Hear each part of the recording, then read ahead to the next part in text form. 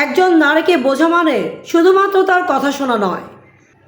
বিজ্ঞান বলে নারীর শরীরে হরমোনাল চেঞ্জের জন্য মুড সুইং, অনুভূতি এবং রিয়াকশনে পরিবর্তন আসতে পারে। আর এটা তার দুর্বলতা নয়, এটা বায়োলজি এবং ইমোশনাল ডেপথ।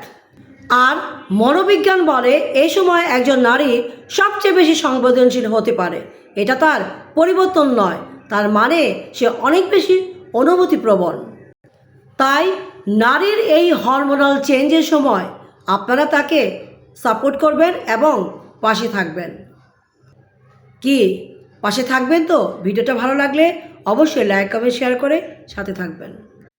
একজন নারীকে বোঝা মানে শুধুমাত্র তার কথা শোনা নয়। বিজ্ঞান বলে নারীর শরীরে হরমোনাল চেঞ্জের জন্য তার অনুভূতির পরিবর্তন, রিয়াকশন এবং মুড সুইং সময়ের সাথে সাথে বদলাতে পারে। আর এটা একজন নারীর দুর্বলতা নয়, এটা বায়োলজি এবং ইমোশনাল ডেপথ। আর মনোবিজ্ঞান বলে এই সময় একজন নারী সবচেয়ে বেশি সংবেদনশীল হতে পারে। কিন্তু তার মানে এই নয় যে সে পরিবর্তনশীল, তার মানে সে অনেক বেশি অনুভূতিপ্রবণ। তাই নারীর এই হরমোনাল চেঞ্জের সময় নারীর পাশে থাকুন, তাকে সাপোর্ট করুন। ভিডিওটা ভালো লাগলে অবশ্যই লাইক, কমেন্ট, শেয়ার করে পাশে থাকবেন।